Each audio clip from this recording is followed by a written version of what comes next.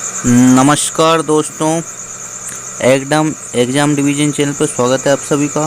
तो दोस्तों, आशा करता हूँ आप सभी ठीक होंगे। मित्रों, बहुत ही स्पेशल टॉपिक, बहुत ही शानदार, बहुत ही अच्छे से समझाऊंगा दोस्तों। गुलाम वंश जो कि दिल्ली सल्तनत के अंतर्गत आता है, और हमने फर्स्ट पार्ट में दिल्ली सल्तनत और आक्रमण के बारे में थोड़ा सा जाना था। अब हम इस पार्ट में समझेंगे पार्ट 2, मिडिवल हिस्ट्री का ये पार्ट 2 है, जिसमें हम गुलाम वंश और गुलाम वंश के जो राजा हुआ करते थे, शासक हुआ करते थे, उनके बारे में समझेंगे। तो चलिए दोस्तों, गुलाम वंश का नामकरण कैसे नाम पड़ा और इसमें कौन कौन शासक आए, कौन राजा आए और कौन कौन इस वंश में। तो चलिए दोस्तों, शुरू करते हैं बिना कुछ देरी के। तो चलिए भाई, शुरू करते हैं अपन बहुत ही शानदार तरीके से। गुलाम वंश बहुत ही बढ़िया टॉपिक है दोस्तों। एग्ज़ाम डिवीज़न एकमात्र जो चैनल है आपको ये नोट्स प्रोवाइड कर रहा है, बहुत ही सरल और सुस्पष्ट शब्दों में। तो दोस्तों, बहुत ही शानदार, बहुत ही बढ़िया ज़बरदस्त तरीके से, तो लाइक शेयर सब्सक्राइब करना ना भूलें। तो चलिए दोस्तों, शुरू करते हैं। गुलाम वंश, इसकी शुरुआत होती है 1206 ईस्वी से 1290 ईस्वी के बीच गुलाम वंश रहता है। तो चलिए दोस्तों, मैं आपको बता दूं, गुलाम वंश की अगर हम बात करें तो गुलाम वंश 1206 ईस्वी से 1290 ईस्वी तक रहता है। वंश का जो नामकरण होता है उसको देख लेते हैं हम थोड़ा सा। दिल्ली सल्तनत पर शासन करने वाले सुल्तान 3 अलग अलग वंशों के थे। ठीक, कुतुबुद्दीन ऐबक ने कुतुबी वंश की स्थापना की, इल्तुतमिश ने शमसी वंश की स्थापना की और बलबन ने बलबनी वंश की स्थापना की। बहुत ही इम्पोर्टेंट यही बेस होता है, किसी भी चीज़ को समझने गेन करने का यही बेस होता है दोस्तों। चलिए, गुलाम वंश जिसका नामकरण दिल्ली पर शासन करने वाले सुल्तान 3 अलग अलग वंशों के थे। ठीक, चलिए अब आगे चलते हैं। इसमें जो प्रमुख शासक हुआ करते थे वो हैं कुतुबुद्दीन ऐबक। इस जो वंश की शुरुआत इन्होंने ही की थी। गुलाम वंश की शुरुआत कुतुबुद्दीन ऐबक ने की थी। हमने जो फर्स्ट पार्ट पढ़ा था उसमें कैसे मोहम्मद गौरी कुतुबुद्दीन ऐबक को अपना भारत का नेतृत्व सौंपकर अपने गृह प्रांत की ओर चला जाता है। तो चलिए दोस्तों, कुतुबुद्दीन ऐबक के बारे में जानते हैं। कुतुबुद्दीन ऐबक, चलिए, मुइजुद्दीन मोहम्मद गौरी के गुलामों में सबसे योग्य और विश्वसनीय कुतुबुद्दीन ऐबक था। कुतुबुद्दीन ऐबक तुर्क जनजाति का था। ऐबक का अर्थ होता है चंद्रमा का देवता। क्या होता है? ऐबक का जो अर्थ होता है चंद्रमा का देवता। 1208 ईस्वी में गौरी के भतीजे गियासुद्दीन महमूद ने ऐबक को दास मुक्ति पत्र देकर उसे सुल्तान की उपाधि प्रदान की थी। ऐबक को भारत में तुर्की राज्य का संस्थापक माना जाता है। ठीक है दोस्तों, ऐबक को भारत में तुर्की राज्य का संस्थापक माना जाता है। ये बहुत ही इम्पोर्टेंट बात है, इसको याद रखने योग्य बात है। चलिए आगे चलते हैं। अपनी दानशीलता के कारण वह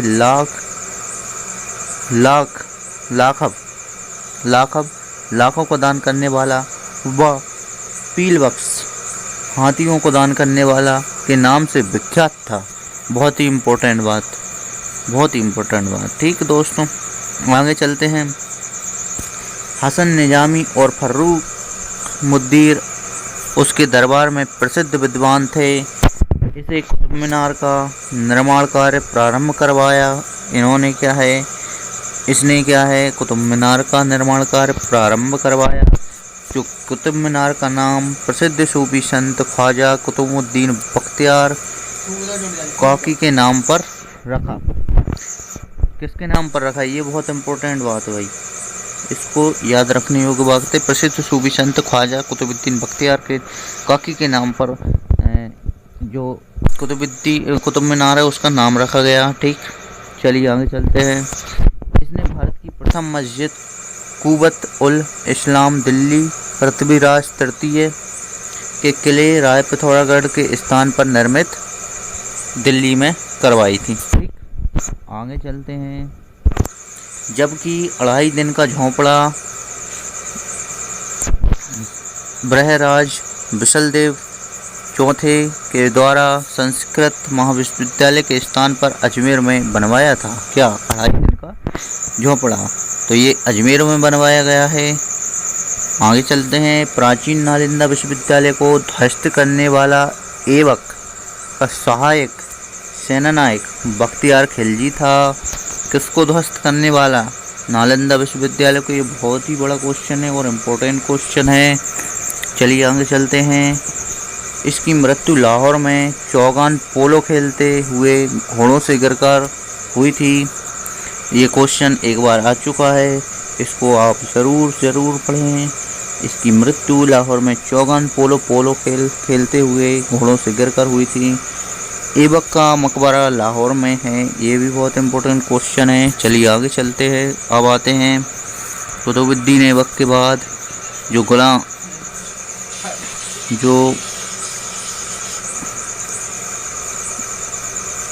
कुतुबुद्दीन ऐबक के बाद आते हैं आरम शाह, जिनका शासनकाल 1210 रहता है। ठीक है दोस्तों, इनका शासनकाल 1210 रहता है, 1210 रहता है। चलिए बिना कुछ देरी के शुरू करते हैं। आरम शाह नाम से ही लगता है कि बहुत ही आरामशील आदमी थे, बहुत ही आरामशील शासक हुआ करते थे। तो चलिए शुरू करते हैं।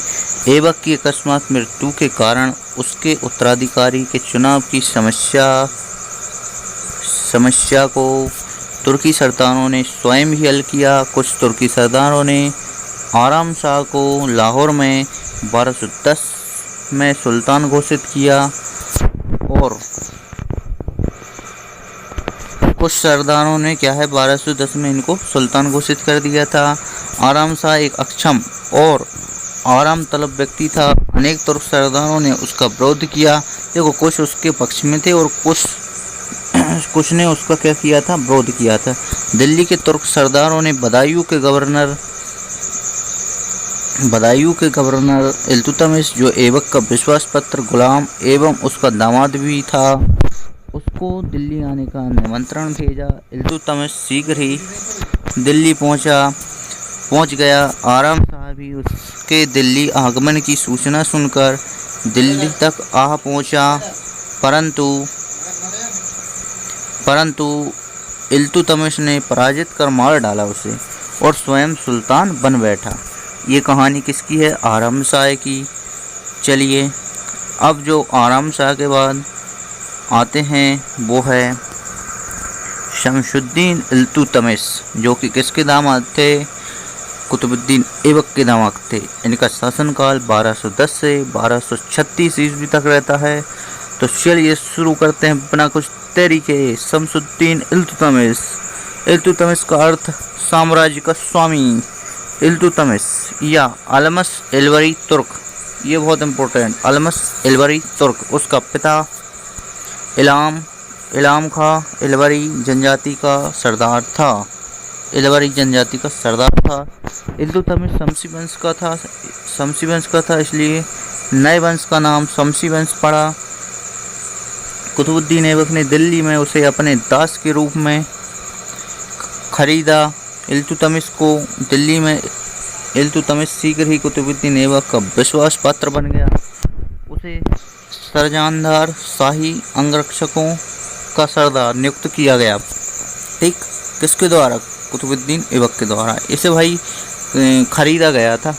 ठीक है, और ये कुछ ही समय में बहुत ही विश्वास पात्र बन चुका था ऐबक का, और फिर इसे शाही सरजनदार की उपाधि प्रदान की गई।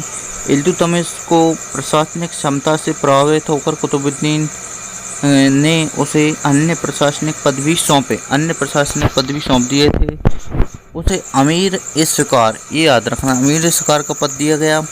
1205 में इल्तुतमिश को ऐबक ने दास के पद से मुक्त कर दिया था। ठीक, दास के पद से कब मुक्त कर दिया था? 1205 में, ये याद रखना है। इसके बाद उसे बदायूं का प्रशासक नियुक्त किया गया। ठीक, ऐबक ने अपनी एक पुत्री का विवाह उसके साथ कर दिया था। ठीक, और जभी से ये दामाद हो गया वहाँ से। ठीक, अब आता है भारत में तुर्की शासक का वास्तविक संस्थापक इल्तुतमिश ही था। ये बहुत इम्पोर्टेंट लाइन है भाई, इसको देख लेना आप। भारत में मुस्लिम प्रभुसत्ता का वास्तविक शुभारंभ इल्तुतमिश से ही होता है। ये भी बहुत इम्पोर्टेंट है, वास्तविक शुभारंभ इल्तुतमिश से ही होता है मुस्लिम प्रभुसत्ता का। इसने कुतुब मीनार में एकता व्यवस्था प्रारंभ की, ये भी बहुत इम्पोर्टेंट है।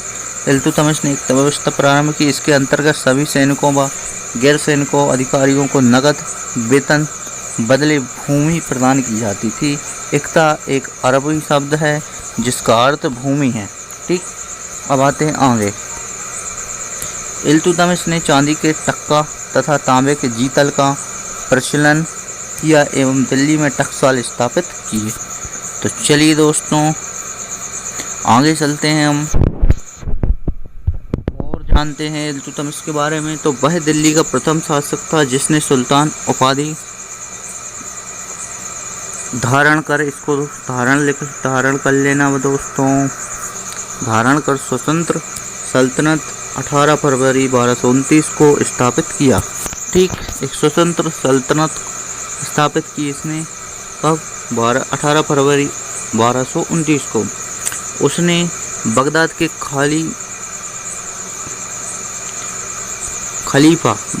खलीफा अली मुंसर बिल्लाह से मान्यता प्राप्त की और ऐसा करने वाला वह प्रथम मुस्लिम शासक बना। ठीक, ये भी इम्पोर्टेंट बात है। उस इल्तुतमिश को भारत में गुम्मद निर्माण का पिता कहा जाता है। ये बहुत इम्पोर्टेंट बात है भाई, इसको देख लेना आप, इसको गुम्मद निर्माण का पिता। ठीक, आगे चलते हैं। उसने सुल्तानगढ़ी मकबरा अपने पुत्र नसीरुद्दीन मोहम्मद की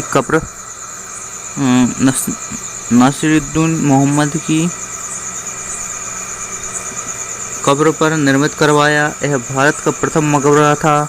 इसको स्थापित करने का श्रेय इल्तुतमिश को ही जाता है। ठीक, मोहम्मद गौरी के नाम पर मदरसा-ए-मुइज़्ज़ी दिल्ली में बनवाया, इसी के द्वारा। उज्जैन के महाकाल मंदिर को ध्वस्त किया, इसी के द्वारा। दिल्ली में राजधानी बनवाने वाला प्रथम सुल्तान इल्तुतमिश ही था। 30 अप्रैल 1236 को इसकी मृत्यु हो गई और इसके शासनकाल में न्याय चाहने वाला व्यक्ति लाल वस्त्र पहनता था। अगर किसी को न्याय चाहिए तो वह लाल वस्त्र पहन ले और राजा के पास जाए। अब आते हैं इनके बाद इनका शासनकाल भी समाप्त हो जाता है 30 अप्रैल 1236 को। अब आते हैं रुकनुद्दीन फिरोज शाह, जिनका शासन रहता है 1236 ईस्वी में। इल्तुतमिश शुरू करते हैं। इल्तुतमिश ने अपनी मृत्यु के पूर्व अपना राज्य अपनी पुत्री रजिया को सौंपने की इच्छा व्यक्त की थी। ठीक, किसको? अपनी पुत्री रजिया को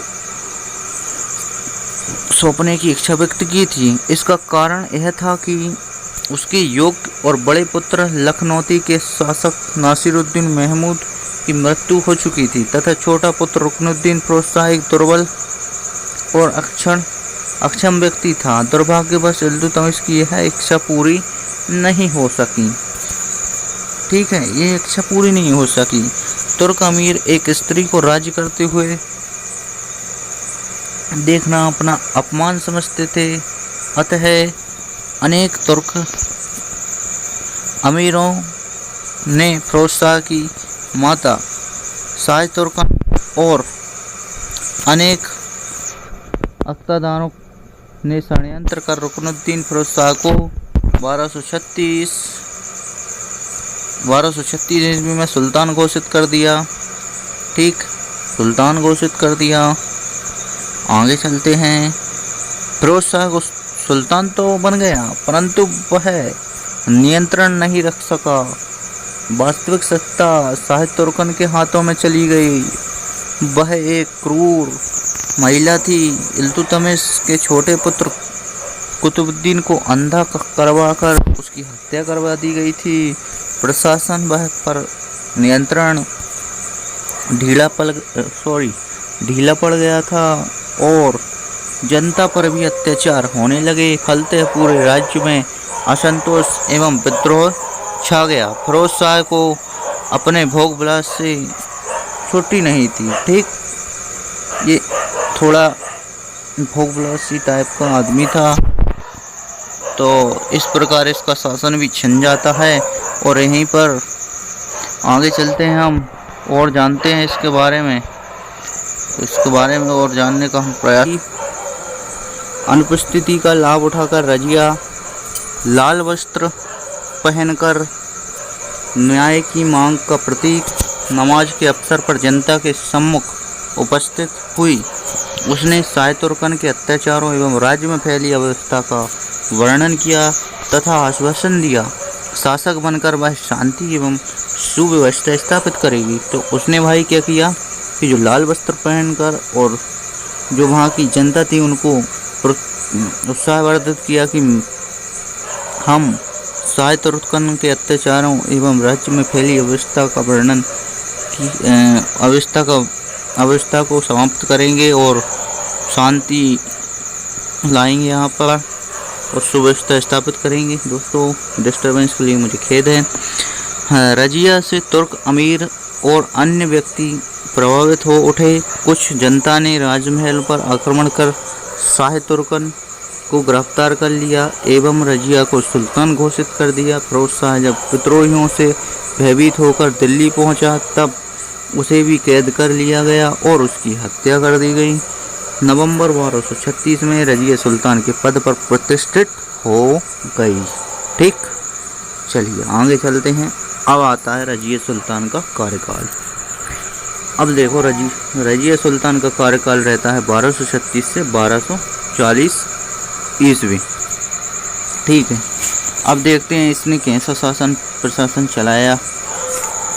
तो रजिया दिल्ली की प्रथम व अंतिम मुस्लिम शासक महिला थी। बहुत इंपॉर्टेंट क्वेश्चन। रजिया घोड़े पर सवार होकर युद्ध के मैदान में जाती थी भाई, ये भी बहुत इंपॉर्टेंट क्वेश्चन। आगे चलते हैं।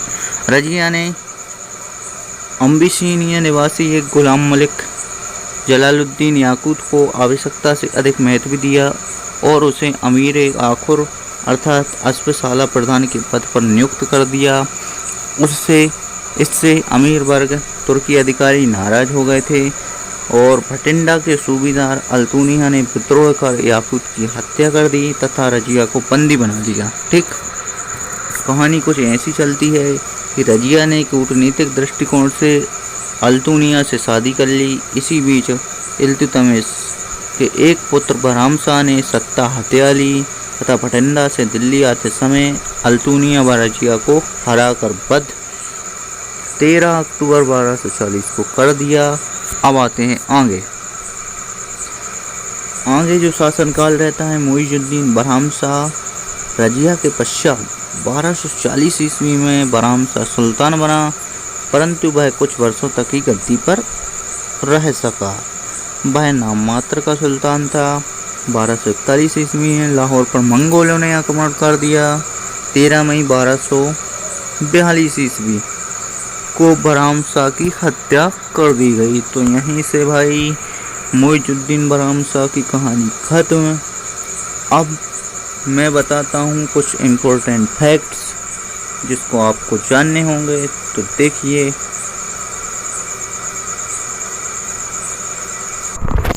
फैक्ट्स में आपको एक चीज़ याद रखनी है कि जो कुतुबुद्दीन ऐबक और आराम शाह दो ऐसे शासक थे जो कुतुबी राजवंश से बिलोंग करते थे और इल्तुतमिश, रुकनुद्दीन फिरोज शाह, रजिया सुल्तान और मुइजुद्दीन बहराम शाह और एक और जो अभी चैप्टर में मैंने पढ़ाए नहीं है वो अलीउद्दीन मसूद शाह हैं। ये जो हैं शमसी राजवंश से हुआ करते थे और ये गुलाम वंश के अंतर्गत ही आते हैं, ये याद रखना है। और एक चीज़ और मैं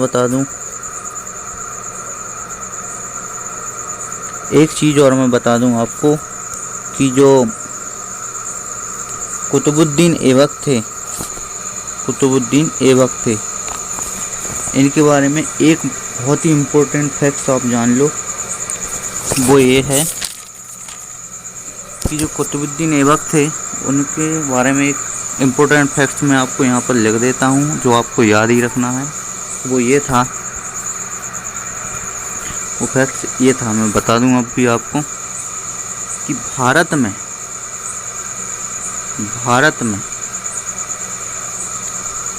तुर्की साम्राज्य का संस्थापक,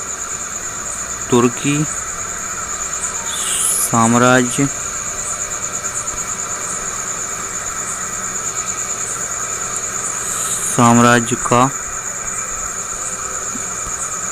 संस्थापक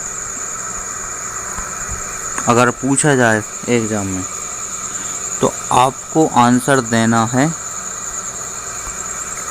कुतुबुद्दीन ऐबक।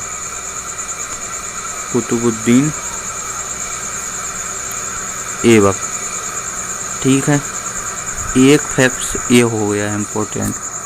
दूसरा फैक्ट्स मैं आपको बताता हूँ किसके लिए, वो बताता हूँ शमसुद्दीन इल्तुतमिश के लिए। तो वो फैक्ट्स ये है कि भारत में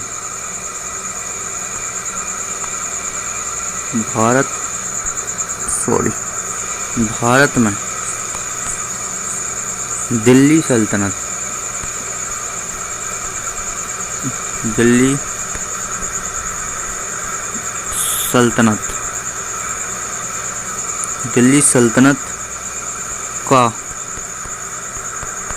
वास्तविक